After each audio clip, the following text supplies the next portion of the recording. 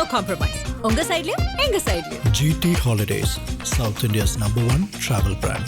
GRC jewellers Kanchipuram வாடிக்கையாளர் அனைவருக்கும் இனிய புத்தாண்டு நல்வாழ்த்துக்கள். ரொம்ப இருக்கிறதுலே ரொம்ப ரொம்ப கஷ்டமான கேஸ் வந்து மிஸ்ஸிங் பர்சன். அதுதான், அதாவது பாஸ்ட்டுக்கு போகிறது இதெல்லாம் வந்து ரொம்ப ரொம்ப டஃப்பானது. கண்டுபிடிச்சி கொடுங்க அப்படி சொல்லிட்டு இது பண்ணாங்க. அது ஒரு ஃபோட்டோ, கார் நம்பர், வீட்டு அட்ரஸ், அப்போ இருந்த வீட்டு அட்ரஸ் அது கொடுத்தாங்க. அப்போ 12 வருஷத்துக்கு பின்னாடி போய் தான் அவரை கண்டுபிடிக்க வேண்டியதாக இருந்துச்சு. அது எத்தனை நாள் ஆச்சு கிட்டத்தட்ட அவங்களை கண்டுபிடிக்கிறதுக்கு? எனக்கு ஒரு 4 months எடுத்துக்கிச்சு. ஐபிசி தமிழர்களுக்கு வணக்கம். இந்தியா மோடி பேசுவதற்கு டிரெக்டிவ் யாஸ்மின் இருக்காங்க, வாங்க பேசலாம். வணக்கம் மேம். வணக்கம் மேம், தனுஷோட பவர் பாண்டி படம் பார்த்துருக்கீங்களா மேம்? அதில் வந்து பார்த்தீங்கன்னா பழைய காதலை கண்டுபிடிக்க என்ன பண்ணுவாங்கன்னா, அந்த ஃபேஸ்புக்கில் வந்து நேமை சர்ச் பண்ணுவாங்க, அதுக்கப்புறம் போய் தேடுவாங்க மேம். இது மாதிரி நீங்கள் பார்த்த கேஸில் வந்து யாராச்சும் வந்து இது மாதிரி என் ஃப்ரெண்டு காணோம், இது மாதிரி வந்து இந்த டீட்டெயில்ஸ் தான் இருக்குது, எங்கேயாச்சும் கண்டுபிடிச்சி கொடுங்க கேட்டிருக்காங்களா உங்ககிட்ட? நிறைய பேர் கேட்டிருக்காங்க. நிறைய மிஸ்ஸிங் கேஸ் வரும். சில சமயம் இந்த மாதிரி கிட்டத்தட்ட இது மிஸ்ஸிங் கேஸ் மாதிரி தானே, எப்போவோ பார்த்துருப்பாங்க, ஆள் இப்போ எங்கே இருக்காங்க, இந்த மாதிரி நிறைய இன்ட்ரெஸ்டிங்கான கேஸ்லாம் நிறைய இருக்குது. ரீசெண்டாக கூட ஒரு கேஸ் பற்றி இன்டர்வியூ கொடுத்துருப்பேன். ரொம்ப வயசானவர் வந்து அவங்க ஃபஸ்ட்டு லவ் பண்ண லவ்வர் எங்கே இருக்காங்கன்னு இப்போ தெரிஞ்சுக்கணும் அப்படிங்கிற மாதிரி. ஸோ அது இன்டர்வியூ கொடுத்துருக்கேன். ஸோ லவ்வர் காணும்னு சொல்லி தேடுறது, அப்புறம் கூட பிரதர்ஸ், அந்த மாதிரி வீட்டில் இருந்தவங்க மிஸ் ஆகிட்டாங்க, அப்புறம் அம்மா அப்பா அந்த மாதிரி திடீர்னு தொலைஞ்சு போயிடுவாங்க. அந்த மாதிரியெல்லாம் மீறி ஒரு ஃப்ரெண்டு வந்து எங்கிட்ட ஒரு தடவை கேஸ் கொடுத்தாரு. இந்த மாதிரி என்னோடய ஃப்ரெண்டு வந்து ஒரு 20 வருஷத்துக்கு முன்னாடி பழக்கம் மேடம். காலேஜ் முடித்த உடனே வந்து நான் ஃபாரினில் வேலை சொல்லிட்டு அப்படியே செட்டில் ஆகிட்டேன். அப்படியே காண்டாக்ட் அப்படி பேசுகிறதெல்லாம் அப்படியே கட்டாயி அப்படியே காண்டாக்டே சுத்தமாக இல்லாமல் போயிடுச்சு. ஒரு 20-25 வருஷத்துக்கு மேலேயே இருக்கும். ஏன்னா அப்போ வந்து செல்ஃபோன் அப்போ தான் 1-2 பேர்கிட்ட தான் அந்த மாதிரி இருக்கும்னாலே எங்கிட்ட அப்போ. ஆமாம். ஸோ அந்த மொபைல் காண்டாக்ட் அதெல்லாம் இல்லை, அப்போல்லாம் அந்த ஃபேஸ்புக் அதெல்லாம் இல்லையா. அதனால் நானுமே அப்படியே 2 பேரோட அந்த காண்டாக்ட்ஸுமே அப்படி சுத்தமாக இல்லாமல் போயிடுச்சு. நான் ஃபாரின் போனதுமே எனக்கு என்னன்னு தெரியல. இப்போ அவனை வந்து ரொம்ப ஞாபகமாக இருக்குது, அவன்கிட்ட பேசணும்னு. நான் இப்போ வந்து மறுபடியும் இந்தியாவுக்கே வந்துட்டேன், இங்கேயே வந்து பிஸ்னஸ் பண்ணலான்னு சொல்லிட்டுருக்கேன். ஏன்னா நான் ரொம்ப கஷ்டப்பட்டு படித்த பையன். ஸோ நான் கஷ்டமாக இருக்கும்போது அவங்க வந்து நல்ல செட்டில்டு ஃபேமிலி, ரொம்ப எனக்கு ஹெல்ப் பண்ணியிருக்காங்க. அவங்க பேரண்ட்ஸ் எல்லாருமே ரொம்ப ஹெல்ப் பண்ணியிருக்காங்க.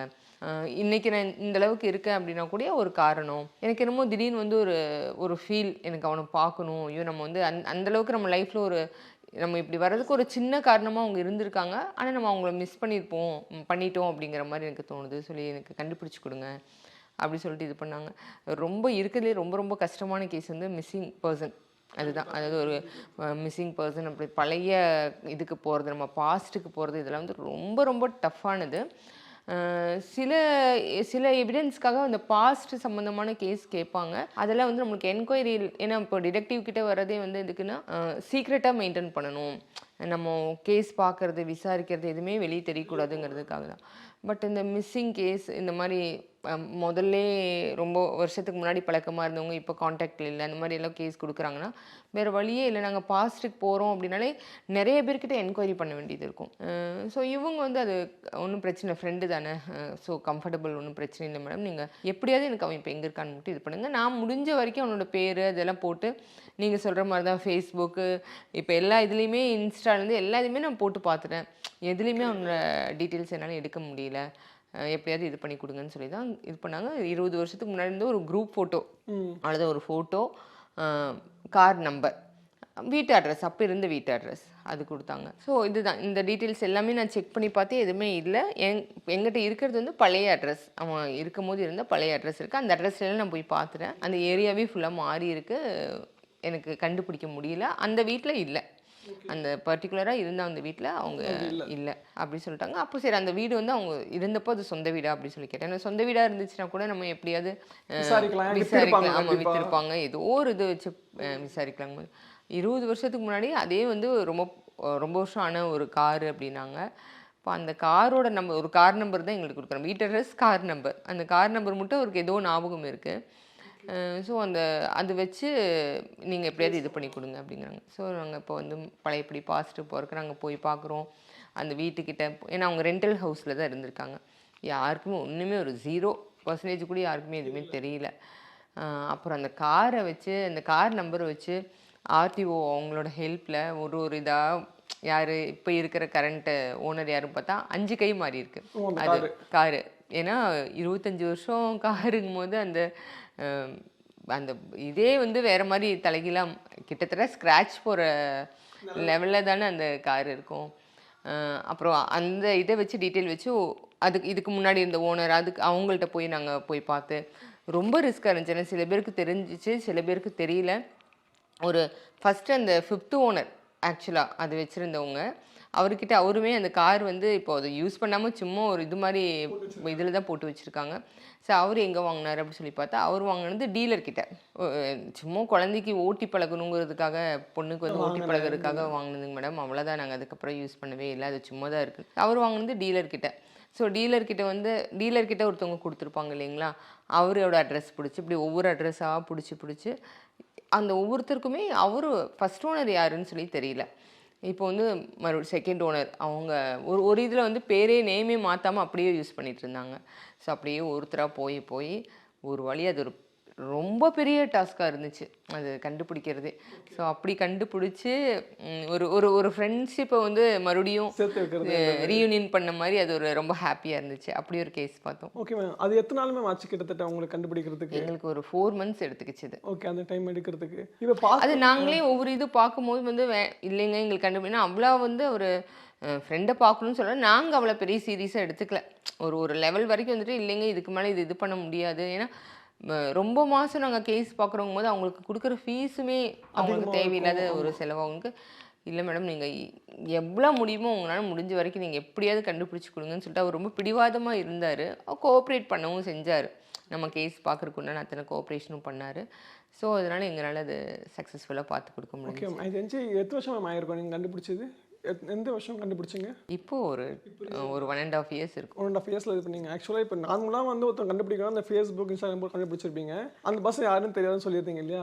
இது மாதிரி நீங்கள் கண்டுபிடிக்கும் போது நீங்கள் என்ன மாதிரியான சேலஞ்சஸ்லாம் ஃபேஸ் பண்ணுவீங்க முக்கியமாக? சேலஞ்சஸ்னால் அவர் சொன்னது வந்து அவர் ஒரு நார்மலான பர்சன், இவர் வந்து கொஞ்சம் நல்ல வசதியான ஆள் தான் அப்படின்னு சொல்லியிருந்தார். அப்போது நாங்கள் ஓன் ஹவுஸாக இருந்துச்சுன்னா ஈஸியாக இருக்குன்னு சொல்லி பார்த்தோம். பட் ரெண்டல் ஹவுஸ் தான் அவங்க இருந்திருந்தாங்க. நம்ம இந்த கார் நம்பருங்கும் போது நம்ம அதை ஒவ்வொருத்தராக மீட் பண்ணுறோம் இல்லைங்களா, யாருக்குமே அவங்களோட அந்த பழைய அட்ரஸ் இல்லைன்னா கிட்டத்தட்ட இவர் சொன்ன கணக்கு ஒரு 25 வருஷம் அப்படின்னா, அவர் காரு செகண்ட் இதுக்கு சேல் பண்ணதே வந்து பார்த்திங்கன்னா 12 yearsக்கு முன்னாடி. அப்போ 12 வருஷத்துக்கு பின்னாடி போய் தான் அவரை கண்டுபிடிக்க வேண்டியதாக இருந்துச்சு. ஸோ இது ஒவ்வொருத்தருக்கும் இப்போ ஒருத்தருக்கு வந்து அந்த முதல் வித்த ஓனரை தெரிஞ்சிருக்கும். ஸோ அந்த ஓனருக்கு வந்து அவருக்கு சம்மந்தப்பட்ட லிங்க் வேறு மூலியமாக கூடி வந்திருக்கலாம். ஸோ ஒன்று தொட்டு போகிறது வந்து அது ஒரு பெரிய கஷ்டம். சில பேர் வந்து நம்ம அப்படி அந்த என்கொயரியில் போகும்போது கோஆப்ரேட் பண்ணுவாங்க. சில பேர் வந்து அது ஒரே வார்த்தையில் முடிச்சிருவாங்க, ஒரு இன்ட்ரெஸ்ட் காட்ட மாட்டாங்க. ஸோ இந்த மாதிரி ரொம்ப சேலஞ்சிங்காக தாங்க இருக்கும். இந்த மாதிரி கேஸ்லாம் ரொம்ப பயங்கர சேலஞ்சிங்காக தான் இருக்கும். கண்டுபிடிச்சி கொடுத்ததுக்கப்புறம் அந்த பர்சன் என்ன மேம் சொன்னாங்க? இப்போ வரைக்கும் எங்கிட்ட கான்டாக்டில் இருக்காங்க, ரொம்ப ஃப்ரெண்ட்லியாக இருக்காங்க. பட் என்னென்னா இவர் ஒரு ஏழ்மையான குடும்பத்துலேருந்து வந்து ரொம்ப நல்ல பிஸ்னஸ் பண்ணிகிட்ருக்காரு. அவர் வந்து ரொம்ப நொடிஞ்சு போய் எப்படி சொல்கிறது, மேரேஜ் ஆகியும் வந்து அவங்க பண்ண பிஸ்னஸ் எல்லாம் நிறையா லாஸ் அப்படி இப்படின்ட்டு இருந்தாங்க. இப்போ இவர் வந்து கொஞ்சம் நல்ல ஒரு இடத்துல இருக்கார். இவரோட கம்பெனிலேயே வந்து அவர் ஒரு ஒன் ஆஃப் தி பார்ட்னர் மாதிரி சேர்த்திக்கிட்டாரு. ரொம்ப நல்லா இருக்காங்க. அவங்க நிறையா எங்கேயாச்சும் போகிறது வர்றது அந்த போஸ்ட் எல்லாம் போட்டாங்கனாலும் இல்லைன்னா இதை ஃபோட்டோஸ் எல்லாம் ஷேர் பண்ணிகிட்டே இருப்பாங்க. மேம் இந்த மாதிரி கேஸில் வந்து டேரெக்டாக இறங்கி ட்ரை பண்ணுவீங்களா, இல்லை அது நீங்கள் செட் ஆஃப் டீம் வச்சுருப்பீங்களா? டீம் தான் மேக்ஸிமம் ஒர்க் பண்ணுவாங்களா மேம்? இல்லை, இது மேக்ஸிமம் டீம் ஒர்க் தாங்க. ஓகே, நான் இப்போ இந்த மாதிரி கேஸ்லாம் நான் இறங்கி பண்ணுறதெல்லாம் ஒன்றும் இல்லை. எனக்கு நிறையா இதில் வந்து நிறைய ரெஸ்பான்ஸ் கிடைக்கும். ஆக்சுவலாக நான் போய் ஒரு என்கொயரியில் இறங்குறேன் அப்படிங்கும்போது நானும் இன்வால்வ் ஆன இந்த கேஸில். பட் நான் மட்டுமே பண்ண முடியாது இது.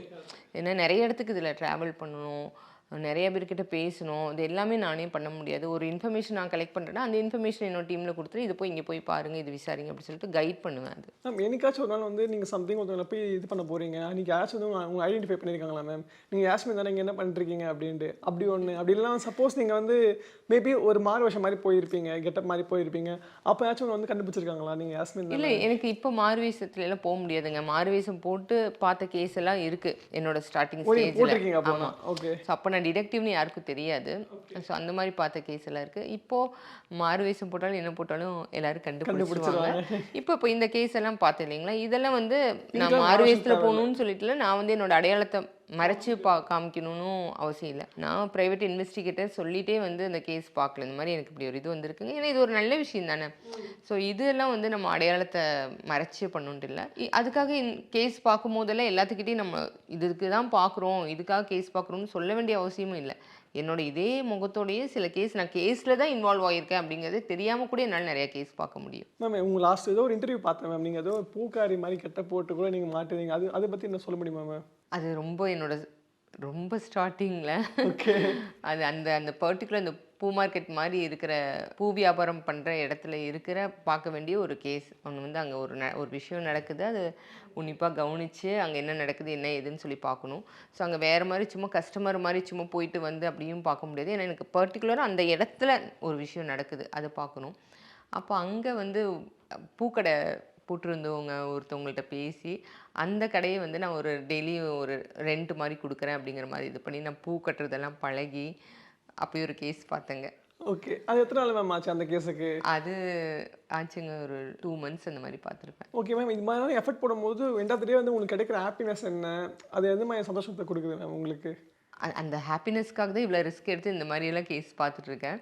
ஸோ அது வார்த்தையிலெல்லாம் சொல்ல முடியாது. ரொம்ப ரிஸ்க் இருக்கும். ஈஸி அப்படின்னா சொல்லவே முடியாது. இந்த ஃபீல்டு வந்து ரொம்ப ஈஸி, சாதாரணமாக பண்ணிடலாம் அப்படின்னு. பட் நம்ம எந்த அளவுக்கு அதை வந்து ரசித்து எவ்வளோ இன்வால்மெண்ட்டோடு பண்ணுறோம், எவ்வளோ நம்மள்ட்ட கேஸ் கொடுக்குறவங்களோட அந்த ஃபீலிங், அந்த சீரியஸ்னஸ் இதெல்லாம் தெரிஞ்சு பண்ணுறோம் அப்படிங்கிறத பொறுத்து தான் இருக்குங்க. ஏன்னா அதுல நம்ம போடுற அந்த ஒவ்வொரு எஃபர்ட்டும் வந்து அதுக்கு அந்த ரிசல்ட் கிடைக்கும் போது பெருசாக சாதித்த மாதிரி இருக்கும் நம்மளுக்கு. ஓகே மேம், நீங்கள் ஒருத்தவங்களை ஃபாலோ பண்ணி போகிறீங்களா மேம், அவங்க வந்து யாராவது பின்தொடர்ந்து வராங்க அப்படின்ட்டு உங்கள் மேலே வந்து போலீஸ் மேலே கம்ப்ளைண்ட் கொடுத்துருக்காங்களா மேம்? அதெல்லாம் அப்பப்போ நடக்கும். அப்படி நீங்கள் மாட்டிருக்கீங்களா? போலீஸ் உங்களுக்கு கேட்டிருக்காங்களா பிடிச்சி? அதில் சிலதெல்லாம் சீக்ரெட், ரொம்ப பெருசாலாம் நடக்காதுங்க. சில விஷயங்கள் என்ன, இப்போ வந்து எல்லா இடத்துலையும் சிசிடிவி கேமரா இருக்குது. முதல் மாதிரி ஈஸி இல்லை. இப்போ என்னதான் சிசிடிவி டெக்னாலஜி வளர்ந்துருச்சுனாலும் உங்களுக்கு வந்து இப்போ ஈஸி தானே கேஸ் பார்க்குறக்கு அப்படிம்பாங்க. ஆக்சுவலாக கொஞ்சம் ரிஸ்க்கு தான். ஒரு ஏரியாவில் நாங்கள் ரொம்ப தொடர்ந்து நிற்கிறோம் அப்படின்னாலே வந்து யாராச்சும் தொடர்ந்து பார்க்குறாங்க அப்படின்னா டவுட் வந்து இவங்க எதுக்கு இங்கே நிற்கிறாங்கன்னு சொல்லிட்டு சொல்லாமல் கொள்ளாமல் கம்ப்ளைண்ட் பண்ணிடுவாங்க. ஸோ வந்து அப்போ நம்மள்ட்ட ஒரு என்கொயரி இருக்க தான் செய்யும். பட் அதுக்கு நியாயமான ஒரு இதுதான் இருக்கும். நம்ம யாரையும் ரொம்ப வந்து கேஸ் கொடுக்குறவங்க வந்து அவங்களுக்கு ரொம்ப சம்மந்தப்பட்டவங்க. ஸோ ஒரு நல்ல விஷயத்துக்காக ஒன்று தெரிஞ்சுக்கிறதுக்காக தான் கொடுக்குறாங்க. அதனால வந்து நம்ம அதை எடுத்து சொல்லும் போது அது ஒன்றும் பெருசாக அவங்க ஏன்னா ரொம்ப ப்ரைவசியை அவங்களோட இதை தலையிடுற மாதிரி ரொம்ப உள்ளே போய் நோண்டுற மாதிரி அப்படி கேஸும் பார்க்குறதில்ல. எந்தெந்த கேஸ்க்கு எப்படின்ட்டு இருக்கு. ஸோ ஜென்ரலாக வந்து ரொம்ப ஒன்றும் அப்படிலாம் இருக்காது. ஒருத்தவங்களோட ப்ரைவசியை ரொம்ப டிஸ்டர்ப் பண்ணுற மாதிரிலாம் இருக்காது. அதனால ஒன்றும் பிரச்சனை வராது. லாஸ்ட்டு ஒரு கொஸ்டின் என்னன்னா, டிடெக்டிவ்ன்றது ஈஸியாக இல்லை வந்து ரொம்ப டிஃபிகல்ட்டான டாஸ்க்காக மேம் உங்கள் பர்ஸ்பெக்டிவ்ல வந்து இப்போ ஜென்ரலாக வந்து நிறைய பேருக்கு என்ன ஆசைனா ஈஸியான ஒரு இதாக இருந்துச்சுன்னா நீங்கள் என்ன இப்படி உட்காந்து இன்டர்வியூ பண்ணிட்டு அதான் கேட்க வரேன். இப்போ நிறைய பேருக்கு என்ன ஆசைனா, இப்போ உங்கள் இன்டர்வியூஸ்லாம் பார்த்து போன வீடியோ எடுத்து போட்டுருந்தோம் நம்ம உங்ககிட்ட. அப்போ கேட்டிருந்தேன் டிடெக்டிவ் ஆகுது எப்படி மேம் அப்படின்னு நீங்கள் சொல்லி தான் இருந்தீங்களே. கீழே கமெண்ட்ஸ் வந்து ஃபுல்லாக வந்து பார்த்தீங்கன்னா மேம் நான் டிடெக்டிவ் ஆகணும் சேர்த்துக்கோங்க அப்படின்றாங்க. ஸோ அது மாதிரி ஒரு டாஸ்க், அதாவது டிடெக்டிவ் ஆனால் உங்களுக்கு இந்த மாதிரி இதெல்லாம் இருக்கணும் அப்படின்னு சொல்கிற மாதிரி என்ன சொல்லுங்க. இந்த மாதிரி வந்து எனக்கு ஒரு நாளைக்கு ரெஸ்யூமே மட்டும் எவ்வளோ வருதுன்னே சொல்ல முடியாது. ஓகே, சேர்த்துக்கோங்க வந்துகிட்டே இருக்கும், எங்கள் மெயிலுக்கு வந்துகிட்டே இருக்கும். ஒவ்வொருத்தரும் ஒவ்வொரு ஸ்டோரி சொல்லியிருப்பாங்க. அப்படியே ஹீரோ மாதிரிலாம் ஸ்டோரி சொல்லியிருப்பாங்க. எனக்கு இதனால ஆசை அதனால ஆசை, எப்படியாவது உங்கள் கூட சேர்ந்து ஒர்க் பண்ணணும்னு ஆசையாக இருக்குது அப்படி இப்படின்னாலும் சொல்லுவாங்க. ஃபஸ்ட்டு இந்த மாதிரிலாம் வந்து எங்கேயோ இருந்து வர இந்த ரெஸ்யூமே எங்கேயோ இருந்து வர வேலை கேட்டு வரதெல்லாம் நாங்கள் இது பண்ணிக்கிறது இல்லைன்னா இது ஒரு சீக்ரெட்டான ஒரு விஷயங்கள்னால ஒருத்தருக்கு ஒருத்தர் தெரிஞ்ச ஆளுகளை தான் நாங்கள் எடுத்து வேலைக்கு வச்சுருக்கோம். ஸோ அதுதான் ஒரு ஸ்ட்ராங்கான ஒரு இதில் இருக்குது. அதை மீறி இப்போ நிறைய பேர் கேட்குறாங்க. எனக்குமே வந்து கண்ட்ரோல் பண்ண முடியாத அளவுக்கு கேஸ் வருது. அப்போ நிறைய நானும் சர்வீஸ் கொடுக்கணும் அப்படின்னு நினைக்கிறதுக்காக சரி இவங்களுக்கு ஒரு சின்ன சின்ன கேஸ் எல்லாம் கொடுக்கலாம், சின்ன சின்னதான ஒரு இதில் வந்து கொடுக்கலாம். அதில் வந்து ஏன்னா நம்ம வந்து கிளைண்ட் நம்மள்ட்ட கேஸ் கொடுத்த கிளைண்ட் யார் என்ன விஷயங்கிறதெல்லாம் வந்து யாருக்கிட்டையும் சொல்ல போகிறதில்ல. சில விஷயங்கள் வந்து ஒரு ஜஸ்ட் அவங்களோட எப்படி ஒர்க் பண்ணுறாங்கங்கிற பார்க்குறதுக்காக சில பேருக்கு ஏன்னா தொடர்ந்து கேட்குறாங்க அப்படிங்கும்போது சில சமயம் சான்ஸ் கொடுக்கலான்னு சொல்லிட்டு இப்பப்போ கொடுக்குறோம். பட் ஒரு 100 பேருக்கு நாங்கள் இதில் வந்து ஒரு ஆப்பர்ச்சுனிட்டி கொடுத்தா ஒருத்தர் நிற்கிறதே பெரிய விஷயம். ஸோ இது வந்து நம்ம பார்க்குறதுக்கும் கேட்குறதுக்கும் ஒருத்தவங்க வந்து ஏதோ பண்ணி இங்கே வந்து உட்காந்து இன்டர்வியூ கொடுத்துட்ருக்காங்க அப்படிங்கிறத தாண்டி அதுக்கு பின்னாடி எவ்வளோ ரிஸ்க் இருக்குங்கிறது நம்ம கடந்து வந்த பாதை நம்மளுக்கு தான் தெரியும் அது என்னன்னு சொல்லிட்டு. ஸோ அது வந்து அவங்க ப்ராக்டிக்கலாகவே எக்ஸ்பீரியன்ஸ் பண்ணும்போது எல்லாருனாலையும் இதில் நிற்க முடியாது. சொல்லாமல் கொள்ளாமல் போயிடுவாங்க. கொடுத்துருப்போமா ஃபோன் பண்ணணும் ஃபோனே எடுக்க மாட்டாங்க. ரொம்ப கஷ்டமா இருக்கு டிஃபிகல்ட்டிஸ் ரிஸ்க் நிறைய இருக்குங்க. ஸோ நிறைய விஷயங்கள் பகிர்ந்துக்கிட்டீங்க. உங்கள் நேரத்தை நான் செலவிட்டதுக்கு மிக்க நன்றி மேம். தேங்க்யூ. ஆஹா நோ காம்ப்ரமைஸ். உங்க சைட்லயும் எங்க சைட்லயும். GT Holidays, South India's #1 travel brand. GRC jewellers Kanchipuram வாடிக்கையாளர் அனைவருக்கும் இனிய புத்தாண்டு நல்வாழ்த்துக்கள்.